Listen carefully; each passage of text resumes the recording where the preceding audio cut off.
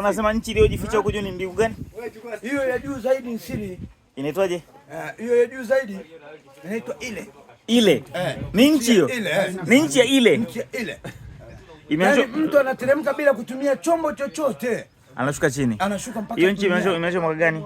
Hiyo ni ya siku nyingi. Sasa hivi na kitu kama miaka 16. 16. Ni nchi mpya. Miaka 16. Ambayo sasa hivi kuna nchi yenye miaka 1028. Ndio. Ambayo iko na watu ambayo hawafagi. Okay. Magoya huku yani kama vile hizi nywele hapa. Yani ni watu ambayo akifika maeneo kama haya anachanganya kama vijana 4 5 anashika mkono mmoja namna. Unaona magari kama magari haya.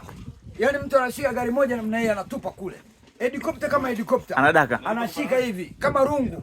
Anavunja hapo chini. Acha masiara. Wako watu. Acha bana. Wako watu. Hiyo nchi inaitwaje? Ile.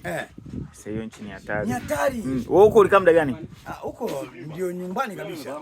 Yaani kule nimekaa karibu miaka 500 hivi. 500? Ndio kaja duniani. Ndio nikaja huko ambayo huku nimekuja mwaka wa moja. Mwaka wa moja. Mpaka sasa ni 2020 ngapi? Una 2024. Alafu nikatoka sasa. Lamso unapandisha juu?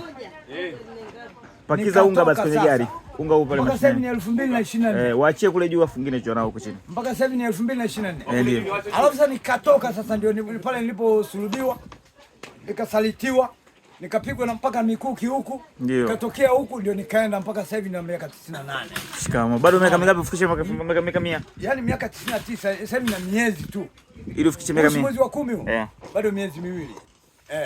Miezi miwili. Jamaa ndio kuna miaka 100. Kamili. Ambayo wanaambia huyu ni mtoto. Miaka 100 bado ni mdogo? Ni mtoto. Yaani mdogo kabisa. Ndio mtoto yani anaambiwa ajitahidi atatambaa ajue kule. Hapa ni wapi? Bado mdogo akajui hata miji naendaje. Lakini nchi ya kule ulikaa miaka 500.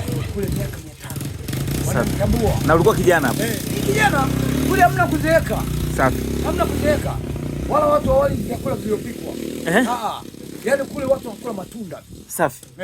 Ni matunda tunakuta yamewekwa mezani hapa. Matunda ya ajabu. Alafu hakuna chumvi.